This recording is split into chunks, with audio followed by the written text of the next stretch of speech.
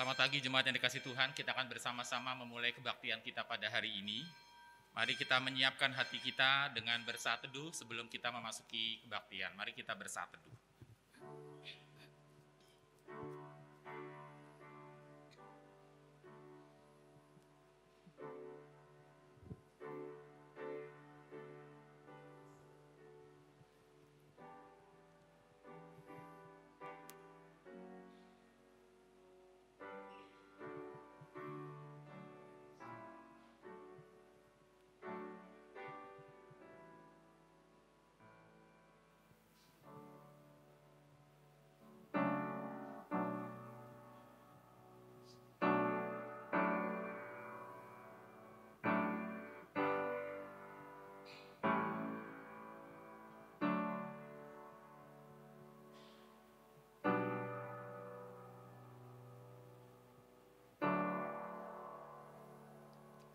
Saya persilakan jemaat berdiri.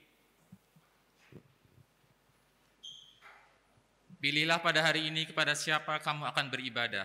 Aku dan seisi rumahku, kami akan beribadah kepada Tuhan. Anak-anak cucu akan beribadah kepadanya dan akan menceritakan tentang Tuhan kepada angkatan yang akan datang. Janganlah kita menjauhkan diri dari pertemuan-pertemuan ibadah kita seperti dibiasakan oleh beberapa orang. Tetapi marilah kita saling menasihati dan semakin giat melakukannya menjelang hari Tuhan yang mendekat. Jemaat yang dikasihi Tuhan, kita memasuki kebaktian kita pada hari ini dalam satu keyakinan bahwa pertolongan kita adalah di dalam nama Tuhan yang menjadikan langit dan bumi. Salam, kasih karunia menyertai kamu dan damai sejahtera dari Allah Bapa kita dan dari Tuhan Yesus Kristus.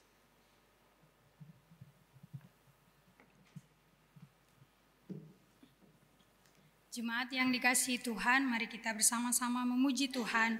Sungguh besar Kau Allahku. KPPK nomor 14, bait 1 dan bait yang kedua.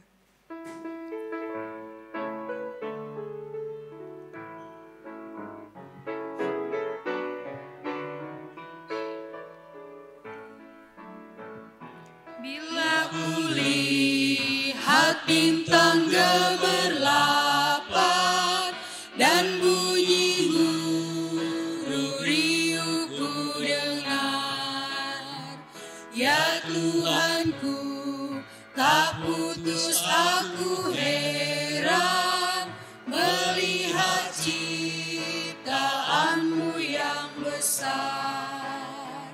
Maka jiwaku pun memujimu, sungguh besar Kau Allahku.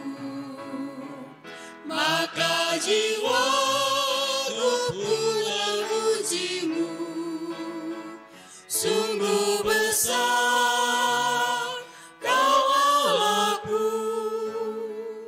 Ya Tuhanku, apabila ku renungkan pemberian-Mu dalam penebus, ku tertegun bagiku dicurahkan oleh Putra-Mu darahnya kudus. Maka jiwaku pun memujimu, sungguh besar Kau Allahku. Maka jiwaku pun memujimu, sungguh besar Kau Allahku. Mari kita berdoa. Segala pujian dan syukur kami naikkan kepadamu ya Bapa di pagi hari ini, oleh karena kasih-Mu yang besar dalam kehidupan kami. Kami boleh ada di tempat ini, Tuhan boleh pimpin kami dari rumah masing-masing, kami boleh tiba dengan selamat. Kami bersyukur Tuhan dan kami juga doakan jemaat-Mu yang masih dalam perjalanan, Tuhan juga sertai di tengah-tengah cuaca hujan, boleh tiba di tempat ini, kami boleh bersama-sama berbakti kepada Engkau. Kami bersyukur untuk segala berkat Tuhan yang kami terima di minggu ini, kesehatan, kekuatan, dan hikmat yang berasal dari Tuhan. Kami bersyukur Tuhan, dan kami juga mohon ampun atas setiap salah dan dosa kami yang kami lakukan menyakiti hati-Mu, juga menyakiti hati sesama kami melalui pikiran kami, tindakan kami, perkataan kami. Kami mohon Tuhan berbelas kasihanlah kepada kami dan ampunilah setiap dosa kami, biar kami boleh dilayakkan untuk beribadah kepada Engkau di pagi ini. Terima kasih Tuhan, ini doa kami, pimpin ibadah kami dari awal hingga akhirnya. Demi Kristus Yesus kami berdoa, amin. Jemaat disilakan duduk kembali. Kita bersama-sama memuji Tuhan, rahmat Yesus yang indah. KPPK nomor 316, bait pertama dan bait yang kedua.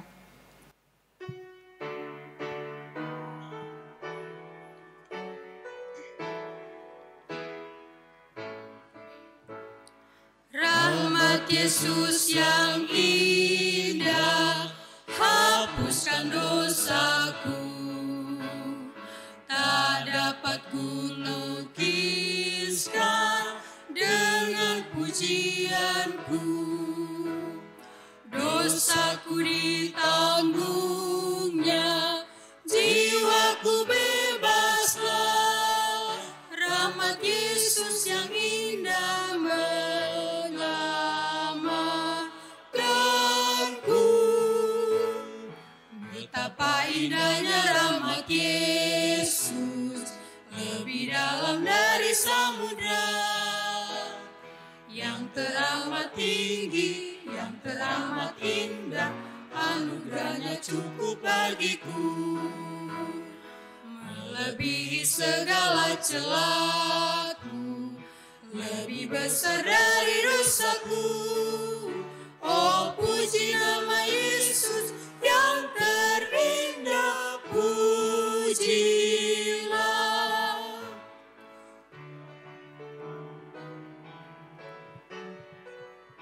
Bait yang kedua.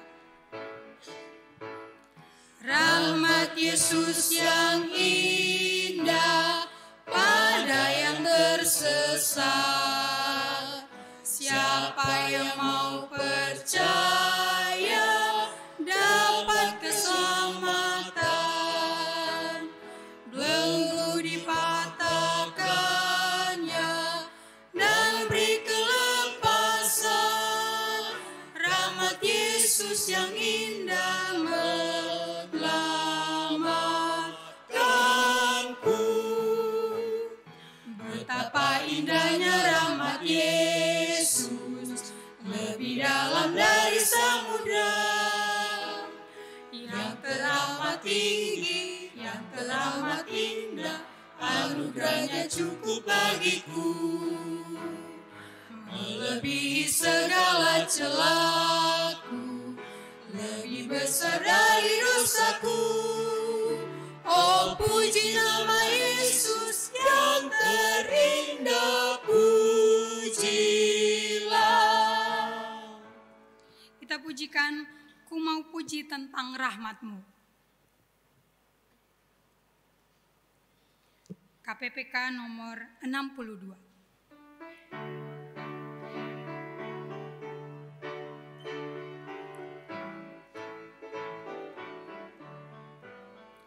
Ku mau puji tentang rahmat dan anugerah-Mu, ku puji, ku puji.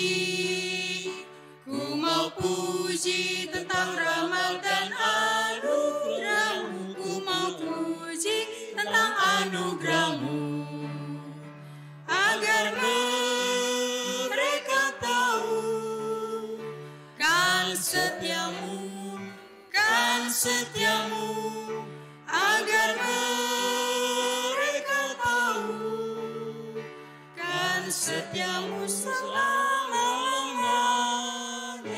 Ku mau puji tentang rahmat dan anugerah-Mu, ku puji, ku puji. Ku mau puji tentang rahmat dan anugerah-Mu, ku mau puji tentang anugerah-Mu. Biarlah kita kita selalu memuji Tuhan karena rahmat-Nya yang besar dalam hidup kita. Jemaat saya undang bangkit berdiri. Kita akan bersama-sama mengucapkan pengakuan iman rasuli bersama dengan gereja di segala tempat sepanjang segala abad. Pengakuan iman rasuli. Aku percaya kepada Allah, Bapa yang Maha Kuasa, Khalik langit dan bumi, dan kepada Yesus Kristus, Anaknya yang tunggal, Tuhan kita, yang dikandung dari Roh Kudus, lahir dari anak darah Maria, yang menderita sengsara di bawah pemerintahan Pontius Pilatus, disalibkan, mati dan dikuburkan, turun ke dalam kerajaan maut. Pada hari yang ketiga, bangkit pula dari antara orang mati, naik ke sorga, duduk di sebelah kanan Allah, Bapa yang Maha Kuasa, dan dari sana Ia akan datang untuk menghakimi orang yang hidup dan yang mati. Aku percaya kepada Roh Kudus, gereja yang kudus dan am, persekutuan orang kudus, pengampunan dosa, kebangkitan tubuh, dan hidup yang kekal. Amin. Jemaat disilakan duduk kembali. Kita akan mempersiapkan diri kita untuk menerima firman Tuhan yang pagi hari ini akan disampaikan oleh Pendeta Nur Cahyo. Mari kita memuji Tuhan, pakailah waktumu. KPPK nomor 336 bait 1 dan bait yang kedua.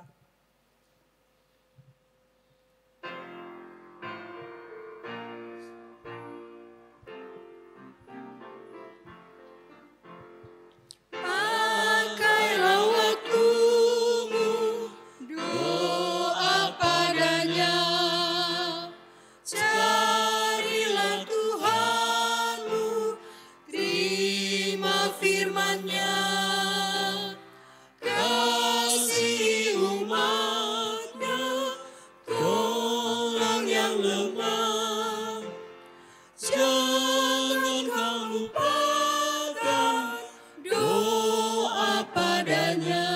Musik saja.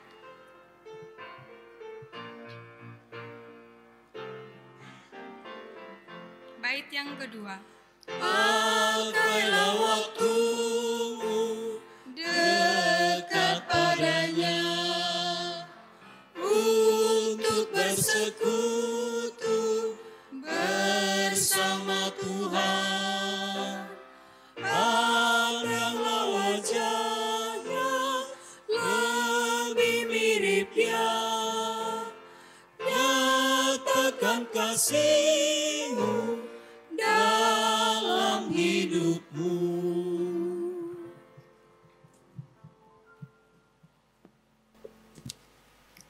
Kita berdoa. Bapa kami yang di surga, kami mengucap syukur kesempatan kami sekali lagi untuk merenungkan firman Tuhan. Kiranya Roh Kudus menolong kami semua dan menolong kami untuk mengerti serta melakukan. Demi nama Tuhan Yesus kami berdoa, haleluya, amin.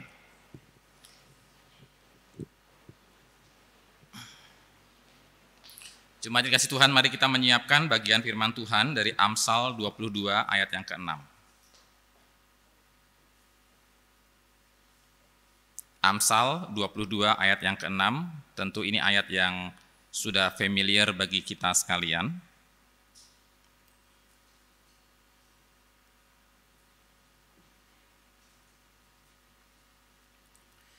Di dalam satu topik, yaitu mengajar remaja membaca Alkitab dan berdoa. Saudara, bertepatan hari ini pelayanan kita di kebaktian dilayani oleh rekan-rekan dari guru-guru serta unit, ya, rekan-rekan dari unit SMP. Mungkin ada siswa juga, saya tidak tahu ya. Nah, dan secara khusus kita akan membahas tentang bagaimana kita mengajar remaja membaca Alkitab dan berdoa. Tapi topik ini sangat luas sekali. Dan dalam waktu yang terbatas ini saya sebetulnya tidak akan membahas tentang how to-nya atau tidak akan terlalu banyak membahas tentang bagaimananya.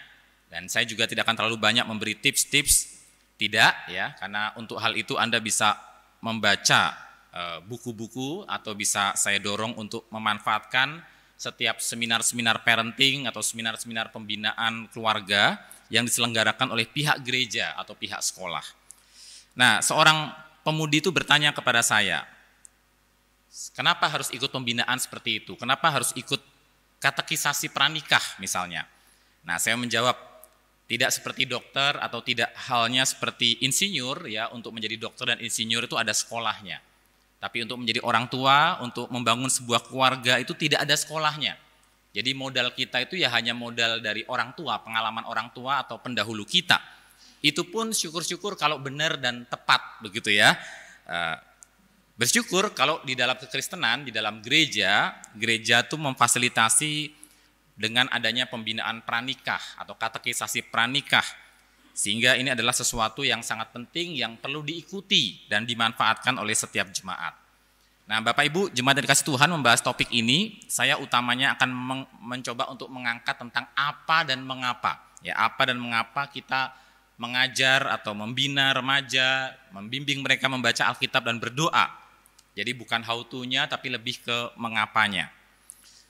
Apa yang dimaksud dengan remaja di sini? Itu dulu ya, saudara-saudara ya. Kata remaja dalam bahasa Inggris itu disebut adolescent ya, dari kata Latin adolescere, artinya tumbuh menjadi dewasa atau dalam perkembangan menjadi dewasa. Dari kanak-kanak menjadi dewasa, itu masa remaja. Secara umum, artinya setiap ahli bisa berbeda, tapi secara umum masa remaja adalah suatu tahap perkembangan antara masa anak-anak dan masa dewasa yang ditandai oleh perubahan-perubahan fisik secara umum. Bapak Ibu tentu mengalami sendiri ya. Serta perkembangan kognitif atau otak pikiran, intelijensi, dan perkembangan sosial. Biasanya batasan yang digunakan untuk menentukan itu masa remaja adalah antara 12 sampai 21 tahun. Ya, jadi usia 12 sampai 21, angkanya gampang ya, 1, 2, 21. Bapak Ibu, angka 12 sampai 15 tahun itu biasanya menunjuk kepada masa remaja SMP ya, usia-usia SMP. Dan usia 15 sampai 18 tahun, usia SMA ternyata juga masih terhitung remaja. Dan itu kalau di Kalam Kudus Jayapura usia 15 sampai 18 itu berarti usia-usia untuk mulai mengajukan diri untuk ikut katekisasi, CD dan baptis begitu ya. Batasnya kan usia 15 sudah boleh. Kemudian usia 18 sampai 21 tahun itu adalah usia-usia kuliah S1 ya. Kalau lulusnya cepat ya 21 tahun sudah S1 ya. Kalau lulusnya lambat ya itu mungkin lebih lama. Tapi ini adalah batasan usia yang disebut dengan masa remaja. Masa remaja awal, masa remaja tengah, masa remaja akhir. Nah, mengapa remaja atau pelayanan untuk mengajar remaja membaca Alkitab dan berdoa khususnya menjadi pelayanan gereja yang sangat penting. Jadi tanggung jawab kita juga orang-orang dewasa. Apa alasannya? Ada banyak sekali alasannya, tapi dengan waktu yang terbatas saya hanya sebut salah satu saja, yaitu Amsal 22 ayat 6. Saya bacakan bagi kita sekalian, firman Tuhan demikian. Didiklah orang muda menurut jalan yang patut baginya, maka pada masa tuanya pun ia tidak akan menyimpang daripada jalan itu. Nah, saudara-saudara, kata didiklah di sini, kalau saya coba mencari terjemahan lainnya, saudara-saudara ya, bisa menggunakan kata dedikasikan dirimu. Ya, didiklah atau dedikasikan dirimu untuk orang-orang muda. Menurut jalan yang patut baginya atau menurut jalan yang harus ia tempuh. Maka pada masa tuanya pun ia tidak akan menyimpang daripada jalan itu. Ketika saya membaca ayat ini, saya mengingat sebuah buku yang pernah saya baca, saudara-saudara, yang mengungkapkan sebuah hasil penelitian. Ditulis oleh David Kinnaman dan grup Barna yang dimilikinya. Grup Barna ini adalah grup yang biasa untuk memberikan jasa penelitian kepada kekristenan. Nah, hasil penelitiannya saya bisa tunjukkan dalam grafik di atas ya, apakah bisa ditampilkan? Nah, ini grafik yang menunjukkan hasil penelitian dari David Kinnaman. Dan menarik saudara, penelitian ini dilakukan dari tahun 1997 sampai 2010, berarti sudah 1 dekade yang lalu ya. Tentang orang Kristen khususnya di Amerika, tapi Anda coba pikir-pikir apakah mungkin ini relevan di Indonesia. Hasilnya, kalau Anda melihat grafik ini saudara-saudara, usia remaja, khususnya remaja awal atau usia SMP, adalah salah satu golongan Amerika, golongan penduduk Amerika yang paling aktif secara rohani. Sehingga kehadirannya di gereja cukup tinggi. Bahkan partisipasinya, bukan hanya hadir, tapi partisipasi. Jadi garis yang lurus itu garis kehadiran, garis yang putus-putus di atasnya itu garis partisipasi.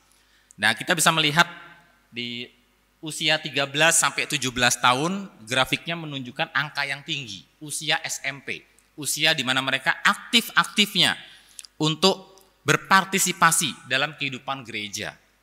Namun, mencapai titik terendahnya, kita lihat grafiknya turun ya.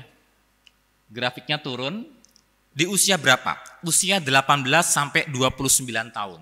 Usia setelah lulus SMA. Itu titik terendah. Kalau di Amerika biasanya tantangannya karena ilmu pengetahuan, evolusi, ateisme, sekulerisme, membuat pergaulan juga ya, membuat mereka tuh akhirnya meragukan iman Kristen mereka, atau karena pengaruh internal dari pihak gereja yang tidak bisa mengikuti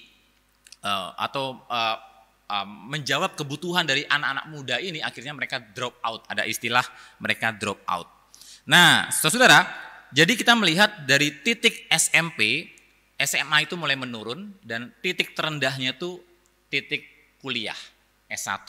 Di mana orang itu, khususnya di Amerika ya, menjadi titik di mana mereka betul-betul meninggalkan dan tidak lagi berpartisipasi dalam kehidupan gereja.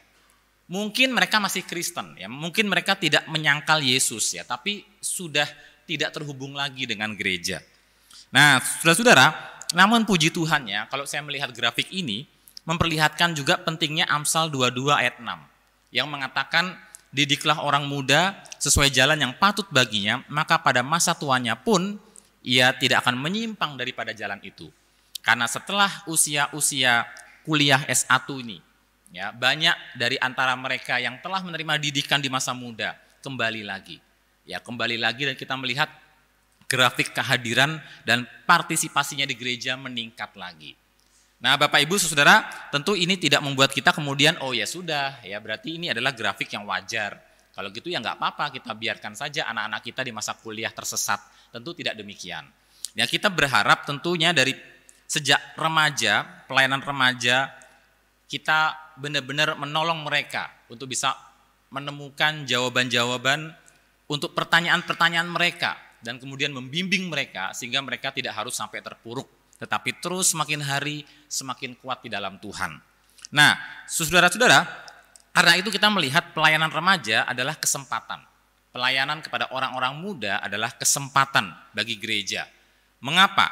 Karena usia remaja, khususnya usia remaja awal, tingkat partisipasi dalam kehidupan gereja itu tinggi sekali.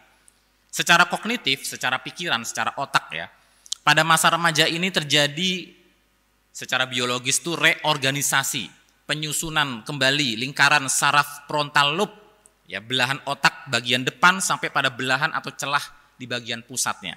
Perkembangan frontal lobe ini, bagian otak ini sangat berpengaruh terhadap kemampuan kognitif remaja. Ya, intinya ada bagian otak yang mengatur ya bagaimana kemampuan kognitif remaja ini dipengaruhi sehingga mereka akhirnya mengembangkan kemampuan penalaran, reasoning, logis yang memberinya suatu tingkat pertimbangan moral dan kesadaran sosial yang baru. Nah, dengan kekuatan baru dalam penalaran yang dimilikinya, menjadikan remaja itu mampu membuat pertimbangan dan melakukan perdebatan sekitar topik-topik abstrak, tidak lagi konkret tapi abstrak, tentang manusia, tentang kebaikan dan kejahatan, tentang kebenaran dan keadilan. Mereka mulai bergumul ya tentang hal itu. Kalau di masa kanak-kanak, di masa awal anak-anak, Tuhan itu dibayangkan oleh anak-anak itu sebagai pribadi yang berada di awan-awan. Ya, punya jenggot, punya tongkat, orang tua dan sebagainya. Nah, pada masa remaja, mereka sudah mulai berusaha mencari sebuah konsep yang lebih mendalam tentang Allah dan tentang keberadaan, tentang eksistensi. Ya, grafiknya ditutup saja ya. Nah, saudara, itu sebabnya ada penelitian lain yang menyatakan jendela atau peluang terbesar untuk orang bertobat adalah di masa remaja. Kira-kira saudara-saudara setuju enggak? Ada penelitian yang menyatakan jendela atau peluang terbesar untuk orang bertobat adalah di masa remaja. Ya, Pendeta Yeremia pernah bersaksi pertama kali terima Injil itu di masa SMA. Ketika dia jaga toko, ada orang menginjili dia, Pak Yeremia di usia SMA bertobat, begitu ya. Istri saya, saudara-saudara, sudah mengajar sekolah minggu, tapi baru betul-betul percaya Tuhan itu ketika kakaknya menginjili dia. Dan dia akhirnya sungguh-sungguh akhirnya percaya dan menerima Tuhan Yesus atau percaya kepada Tuhan Yesus di usia SMA juga. Nah, saya pribadi, saudara, sejak SMP itu sudah mulai mengalami banyak ketakutan memikirkan tema-tema, contoh akhir zaman, 666, setan, antikristus, kehidupan setelah kematian, sorga, neraka. Itu membuat saya sulit tidur. Ya, saya takut sekali bagaimana nasib saya ketika kiamat itu datang. Nah, sampai pada akhirnya Tuhan menjamah saya ketika saya duduk di bangku kelas 1 SMA melalui seorang kakak alumni. Dan membuat saya kemudian mengambil keputusan menerima dan percaya kepada Tuhan Yesus sebagai Tuhan dan Juru Selamat. Kelas berapa? Kelas 1 SMA. Dan akhirnya saya mulai mendapatkan pengertian-pengertian dan tidak takut lagi mengalami sejahtera tentang topik-topik yang tadinya saya takuti, ya, lewat pembelajaran firman Allah. Nah, Bapak Ibu, suatu hari saya bercakap-cakap dengan seorang remaja, ya, masih di komisi remaja di gereja kita. Saya sudah minta izin dia untuk cerita ini, ya. Saya diberi informasi bahwa remaja ini selalu pasang-pasang status rohani, dalam tanda kutip, ya, di media sosialnya. Kemudian saya memberi kesempatan untuk diri saya itu ngobrol-ngobrol dengan dia. Saya tanya latar belakang keluarganya, ternyata dia mengatakan orang tuanya bukan Kristen, papa mamanya bukan Kristen. Namun suatu hari anak remaja ini menyaksikan tayangan, saya lupa ya, entah Instagram, entah TikTok, ya, tentang seorang pemuda, ya, hamba Tuhan yang masih muda. Tayangannya hanya 1 menit atau 2 menit. Dan hamba Tuhan muda ini memberikan dorongan-dorongan rohani, ayat-ayat firman Tuhan, nasihat-nasihat firman Tuhan. Hati remaja ini tergerak, ya, dan dia mengaku dia mulai muncul kerinduan untuk belajar mengenal Allah. Lalu dia mengaku bahwa dia akhirnya membaca Alkitab setiap hari. Bahkan bisa sampai 5 pasal dalam sehari. Lalu ketika saya tanya, ya, kenapa kamu lakukan itu? Dan dia mengatakan, ya, saya ingin kenal Tuhan saya lebih dalam. Dia bilang begitu, ya. Lalu saya tanya, menurut kamu apa sih yang remaja butuhkan supaya bisa memiliki kerinduan membaca Alkitab seperti kamu juga? Lalu apa yang ia jawab, Bapak Ibu? Dia mengatakan bimbingan. Saya tidak ada yang membimbing. Jadi saya melihat yang penting dibutuhkan untuk anak remaja itu bimbingan. Nah, Bapak Ibu, Amsal 22 ayat 6 yang mengatakan didiklah orang muda menurut jalan yang patut baginya, ternyata bukan hanya menjadi kebutuhan gereja untuk masa depan supaya gereja itu punya generasi penerus, bukan hanya itu. Tapi Amsal 22 ayat 6, didiklah orang muda menurut jalan yang patut baginya, merupakan ekspresi kebutuhan atau jeritan hati dari anak-anak remaja kita. Saya butuh dibimbing. Dahulu salah satu motivasi saya untuk menjadi pembicara publik, termasuk pengkhotbah seperti ini, ya. Salah satu motivasi saya adalah saya ingin menyuarakan jeritan hati orang-orang muda yang seringkali tidak didengarkan. Tapi ternyata Bapak Ibu, sejak 3000 tahun yang lalu lewat penulis Amsal, Allah telah lebih dahulu mewakili anak-anak muda, menyuarakan jeritan hati mereka yang seringkali tidak didengarkan oleh generasi pendahulu. Dan Allah mengatakan apa yang menjadi jeritan isi hati mereka. Dedikasikan dirimu, bimbinglah kami. Itu jeritan hati anak-anak muda. Amsal 22 ayat 6 mengingatkan kita untuk membimbing menurut jalan yang patut atau di dalam perjalanan yang harus ia tempuh. Kata jalan ini menunjuk juga sebuah perjalanan, journey, ya, perjalanan. Jadi kata jalan ini bukan hanya masalah kognitif, mengajar, ajaran-ajaran Kristen, bukan hanya itu, tapi melibatkan pengalaman. Ada sebuah buku yang diterbitkan oleh penerbit Momentum, ini buku yang bagus sekali, ya, yang bisa merombak pola pikir kita dalam hal pendidikan Kristen. Bahwa manusia itu utamanya bukan makhluk berpikir, ya, tetapi gereja selama ini mengira dapat menyelesaikan masalah dan menjawab kebutuhan dunia dengan makin menambahkan pemikiran. Ya, padahal manusia ternyata sebetulnya bukan sekedar makhluk berpikir. Yang kedua, manusia juga bukan sekedar makhluk yang percaya. Ya, karena berpikir dan percaya tidak otomatis merubah kehidupan. Tapi buku ini mengajarkan bahwa manusia utamanya adalah makhluk liturgis. Nah, saya tidak punya waktu untuk menjelaskan apa maksudnya makhluk liturgis. Makhluk liturgis secara ringkas ya, kalau saya boleh kutip dari perkataan di dalam buku ini ya, manusia adalah makhluk di mana mendapatkan gagasan, mendapatkan doktrin, atau mendapatkan kepercayaan yang benar di dalam kepala Anda, itu bukanlah masalah yang terutama. Karena banyak orang tahu ajaran benar, banyak orang percaya Yesus adalah jalan keselamatan satu-satunya, banyak orang percaya bahwa mati pasti masuk surga, tapi kenyataannya nggak mengubah hidupnya. Nah Bapak Ibu, menjadi murid Kristus utamanya, ya, dikatakan bahwa menjadi jenis pribadi yang mengasihi dengan benar, yang mengasihi Allah dan sesama, dan menanggapi dunia dengan keunggulan dari kasih atau cinta ini. Jadi makhluk manusia utamanya bukanlah makhluk pemikir, utamanya bukan makhluk yang percaya, tapi utamanya adalah makhluk yang mencintai. Sama seperti Allah adalah kasih, maka manusia sebagai gambar dan rupanya pasti adalah makhluk yang adalah kasih. Allahnya mencintai, pasti ciptaannya adalah makhluk yang mencintai. Masalahnya dosa membuat arah cinta kita menjadi salah. Itu masalahnya. Bukannya mencintai Allah, kasihilah Tuhan Allahmu dengan segenap hati, jiwa, dan akal budimu. Ya, Allah tidak mengatakan pikirkanlah Tuhan Allahmu. Allah tidak mengatakan percayailah Tuhan Allahmu. Tidak hanya itu, tapi lebih dari itu kasihilah Tuhan Allahmu.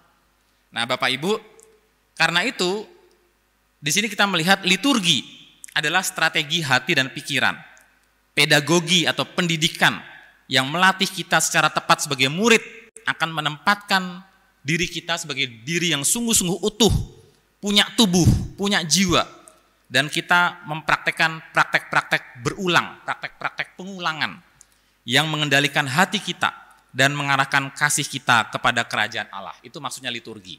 Ada praktek-praktek yang diulangi, yang kembali lagi dilakukan untuk mengarahkan hati dan kebiasaan kita, mengarahkan hidup kita, kasih kita kepada Allah. Nah Bapak Ibu, itulah yang sebetulnya mempengaruhi hidup manusia. Karena makhluk seperti kita, pertama-tama dan terutama adalah makhluk liturgis, yang mencintai, berhasrat, berperasaan, yang pada dasarnya tidak menghuni bumi, hanya sekedar sebagai pemikir atau sebagai mesin kognitif.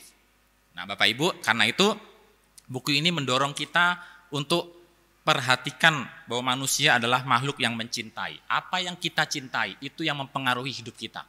Apa yang remaja kita cintai, itu yang akan mempengaruhi hidupnya. Itu yang akan mengubah hidupnya. Nah, saudara, itu bicara soal jalan yang patut baginya. Kita harus melihat bahwa manusia utamanya adalah makhluk yang mencintai. Nah, cintanya kepada siapa? Itu yang menentukan dia akan rajin baca Alkitab atau dia akan rajin berdoa atau tidak. Kalau dia tidak mencintai Allah, sampai berbusa-busa pun Anda nasihati baca Alkitab dan berdoa, dia tidak akan pernah mencintai Allah dan membaca Alkitab dan berdoa. Ya, cintanya itu hanya Tuhan yang bisa menangkan. Tugas manusia adalah menabur. Nah, bagaimana kita menabur? Itu saya tidak punya waktu untuk menjelaskan, tapi mungkin kita bisa membahas dalam topik berikutnya tentang jalan ini. Didiklah orang benar, didiklah orang muda dalam jalan yang patut baginya. Jalan apakah itu? Jalan kehidupan. Di dalam perjanjian baru ada jalan kebenaran dan hidup, itu menuju kepada Tuhan Yesus. Di perjanjian lama ada istilah jalan kehidupan, lawan dari jalan kebinasaan. Nah, jalan kehidupan ini adalah jalan, kalau dalam Mazmur 16 ayat 11, dikatakan engkau Tuhan memberitahukan kepadaku jalan kehidupan. Di hadapanmu ada sukacita berlimpah-limpah. Di tangan kananmu ada nikmat senantiasa. Jalan kehidupan itu adalah jalan yang diberitahukan Tuhan kepada kita. Nah, Bapak Ibu, dan dikatakan di dalam jalan kehidupan itu ada sukacita yang berlimpah-limpah, dan di tangan kanan Tuhan ada nikmat senantiasa. Jalan kehidupan ini dikaitkan dengan tangan kanan Tuhan, di mana ada kenikmatan senantiasa.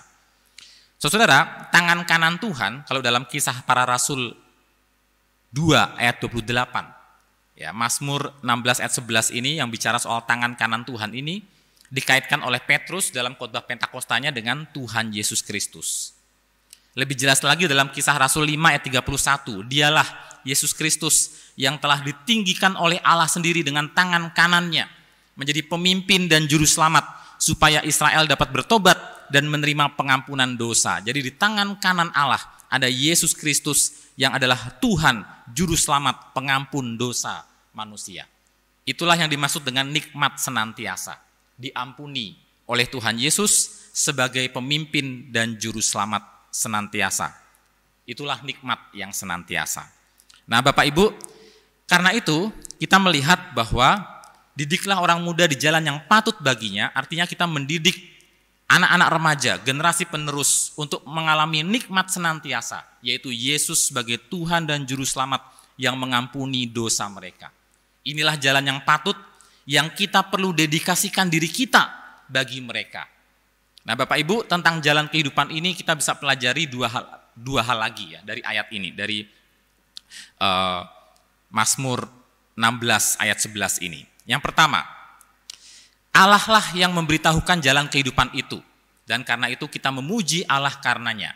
Dikatakan di ayat 11 tadi, ya, Allah memberitahukan kepadaku jalan kehidupan. Jadi jalan kehidupan ini Allah yang memberitahukan, Allah yang memperkatakan, Allah yang berfirman, Allah yang memberikan nasihat tentang hal itu.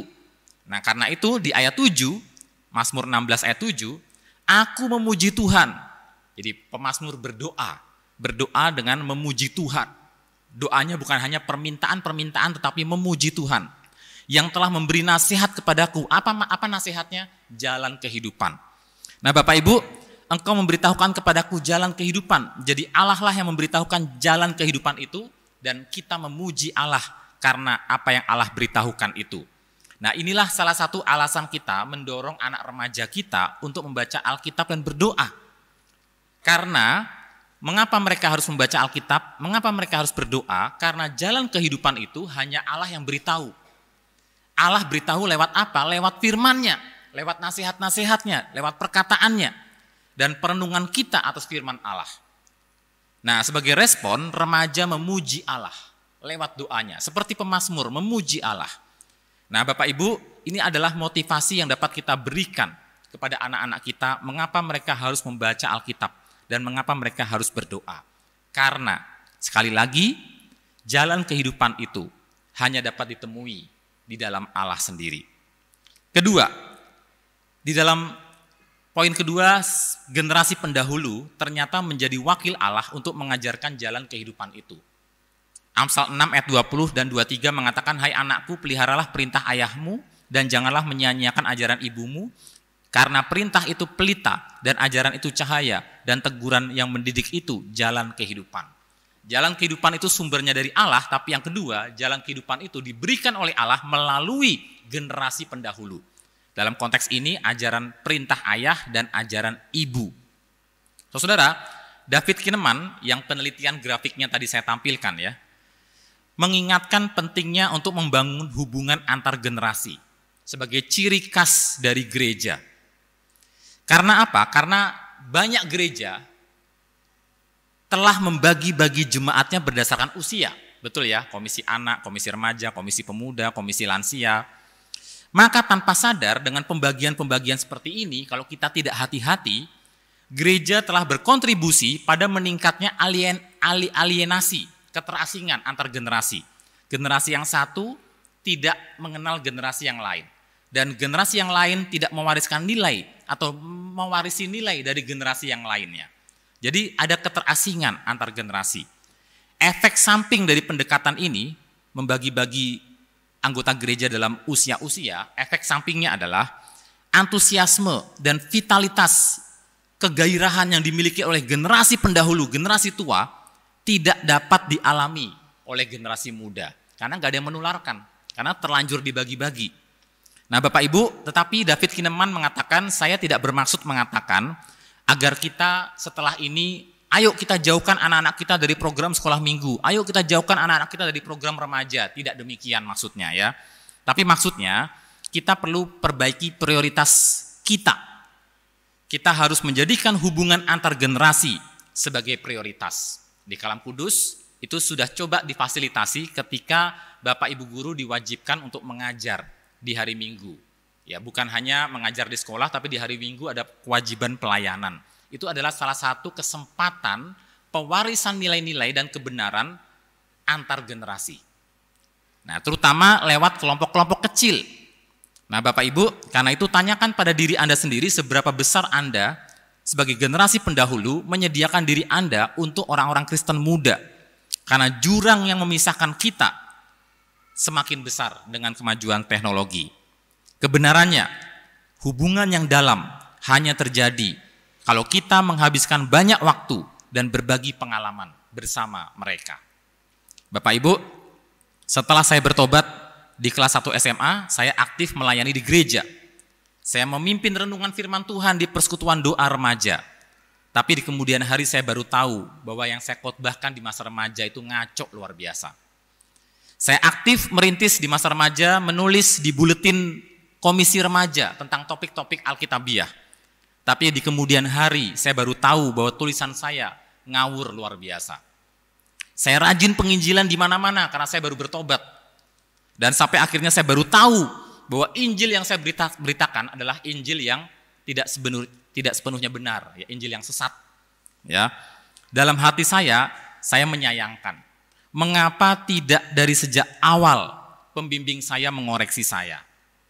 Pembimbing saya mengatakan biarin saja. Ya, yang penting dia aktif di gereja. Aktif sih aktif, tapi saya menyesatkan orang banyak sekali. Ya. Nah, saudara, itu sebabnya hari ini saya berusaha untuk mengembangkan sikap kritis bahkan terhadap ajaran-ajaran teologi.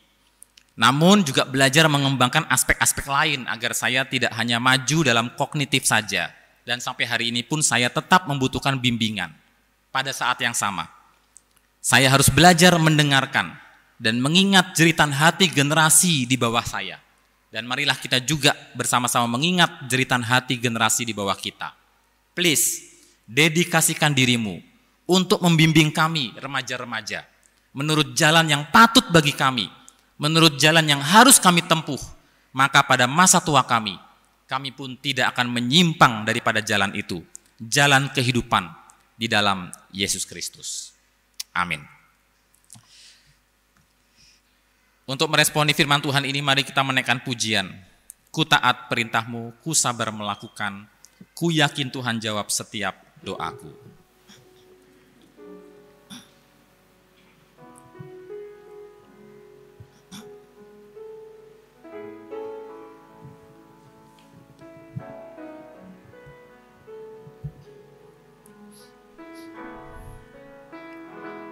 Ku taat perintahmu,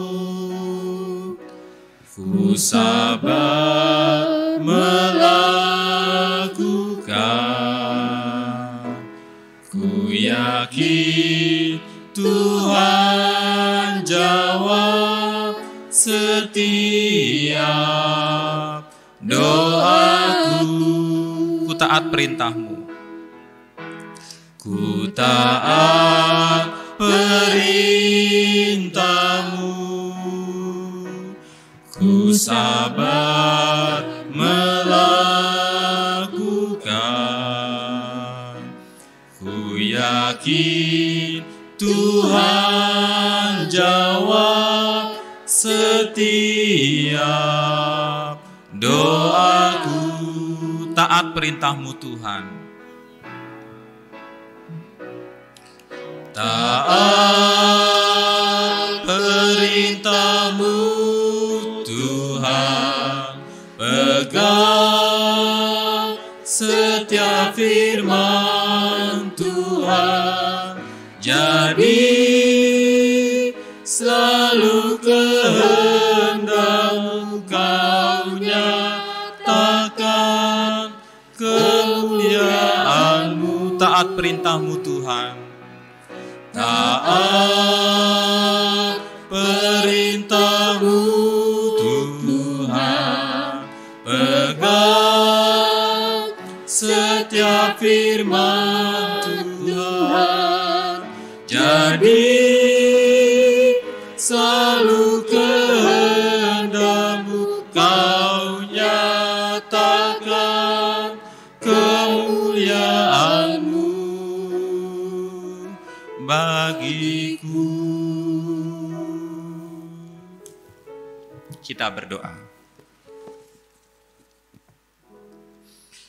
Bapa kami yang di surga, firman Tuhan telah menyapa kami hari ini, mengingatkan kami untuk kami mengambil peran kami sebagai generasi yang hidup di zaman ini, diperhadapkan pada generasi-generasi penerus, diperhadapkan kepada rekan-rekan kami, anak-anak remaja, orang-orang muda, di berbagai usia, yang Tuhan izinkan untuk kami bisa bina, didik, jumpai, temui, dan berharap pada dedikasi kami untuk memberikan perhatian, doa, dan kasih serta bimbingan kepada mereka. Tuhan tolong melalui firman Tuhan ini kami taat perintah Tuhan. Kami mengandalkan doa dalam melakukan apa yang Tuhan perintahkan. Karena kami tahu hati dan cinta dari anak-anak kami hanya Tuhan yang bisa menangkan.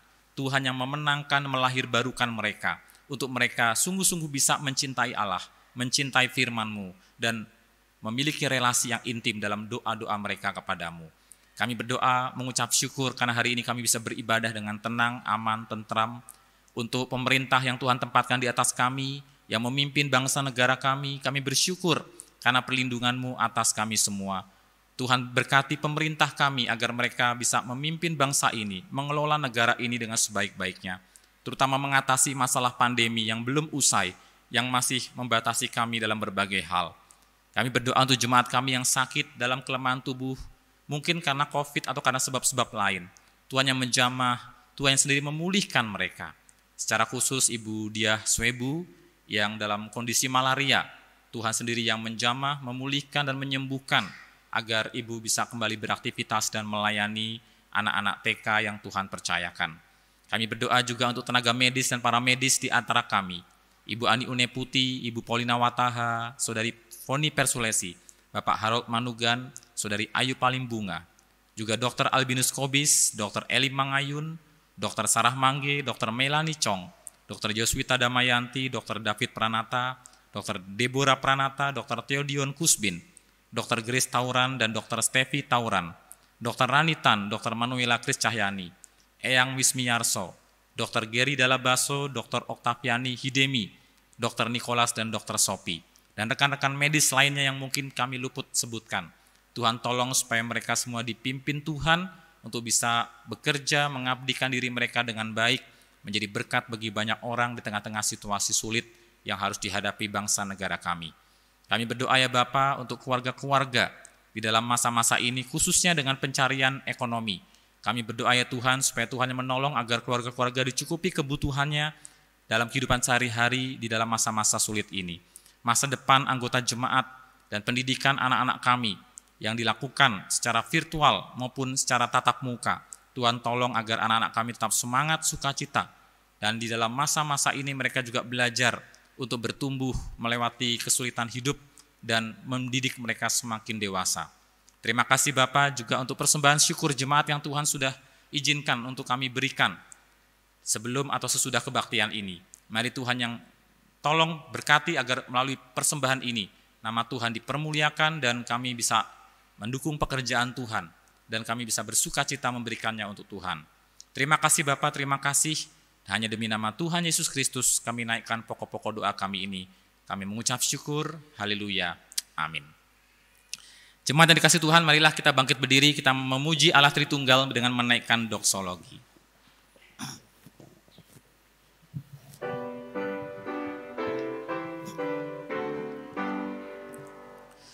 Puji Allah Bapa Putra, puji Allah Roh Kudus, ketiganya yang esa. Pohon selamat sumber berkah.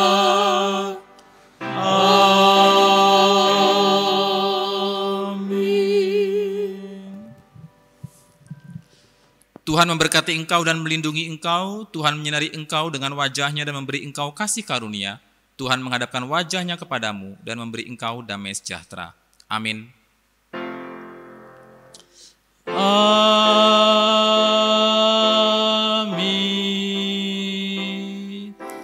Amin.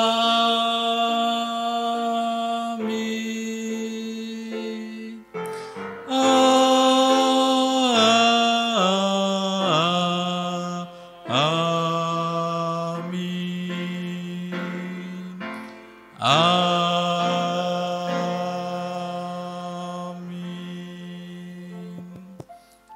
Kebaktian selesai, silakan duduk, kita bersaat teduh.